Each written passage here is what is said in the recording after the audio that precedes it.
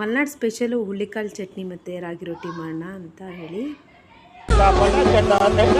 ಮೊದಲನೇದಾಗಿ ನಾನು ಹುಳ್ಳಿಕಾಳನ್ನ ಅರ್ಧ ಬೌಲ್ ಹುಳ್ಳಿಕಾಳನ್ನ ತೊಗೊಂಡಿದ್ದೀನಿ. ನಿಮಗೆ ಕ್ವಾಂಟಿಟಿ ಎಷ್ಟು ಬೇಕೋ ಅಷ್ಟು ನೋಡ್ಬಿಟ್ಟು ತೊಗೊಳ್ಳಿ. ಸ್ವಲ್ಪ ಅದು ಹುರ್ಕೊಬೇಕು. ನಾವು ಇವಾಗ ಲೋ ಸಿಮ್ ಇಟ್ಕೊಂಡು ಸ್ವಲ್ಪ ಹುರ್ಕೊತಾ ಬನ್ನಿ. ಕಲರ್ ಚೇಂಜ್ ಆಗಬೇಕು ಅಲ್ಲಿವರೆಗೂ ಹುರ್ಕೋತಾ ಬನ್ನಿ. ಹುರ್ಕೊಂಡಾದ್ಮೇಲೆ ಅದನ್ನು ತಣ್ಣಗಾಗಕ್ಕೆ ಇಟ್ಕೊಳ್ಳಿ. ಸೈಡಲ್ಲಿ ಒಂದು ತಟ್ಟೆಗೆ ಹಾಕಿಟ್ಕೊಂಡಿದ್ದೀನಿ. ನೆಕ್ಸ್ಟು ಅದೇ ಬಾಣಲೆಗೆ ನಾನು ಇವಾಗ ಒಂದು 3ರಿಂದ 4 ನಿಮಗೆ ಖಾರ ಎಷ್ಟು ಬೇಕೋ ಅಷ್ಟು ಮೆಣಸಿಕಾಯಿನ ರೆಡ್ ಚಿಲ್ಲಿ ಬರುತ್ತಲ್ವ ಅದನ್ನು ಹಾಕ್ಕೊಂಡಿದ್ದೀನಿ.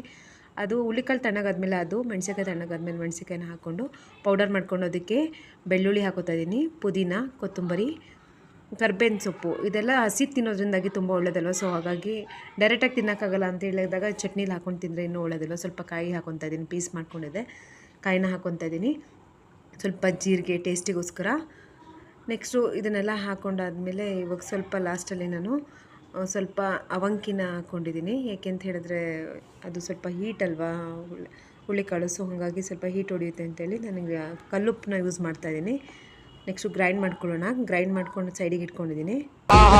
ರಾಗಿ ರೊಟ್ಟಿನ ಮಾಡೋಕ್ಕೆ ನಾನು ರಾತ್ರಿ ಉಳಿದಿರೋ ಅನ್ನನ ಯೂಸ್ ಮಾಡ್ತೀನಿ, ಅಥವಾ ಆಗ ಮಾಡ್ಕೊಂಡು ಅನ್ನನ ಯೂಸ್ ಮಾಡ್ಬೋದು, ಅಥವಾ ರಾಗಿ ಹಿಟ್ಟಿನಲ್ಲೇ ಮಾಡ್ಬೋದು. ನಾನು ಇವಾಗ ಅದನ್ನು ನೀರು ಹಾಕ್ಕೊಂಡು ಕಲಿಸ್ಕೊಂಡು ಸ್ವಲ್ಪ ಉಪ್ಪಾಕಿ ನೀರು ಹಾಕಿ ಕಲಿಸ್ಕೊಂಡಿದ್ದೀನಿ. ಅದನ್ನು ನಾನು ಸಣ್ಣ ಸಣ್ಣದಾಗಿ ಉಂಡೆ ಮಾಡಿಕೊಂಡು ರೊಟ್ಟಿ ಬೇಯಿಸ್ಕೊತಾ ಇದ್ದೀನಿ.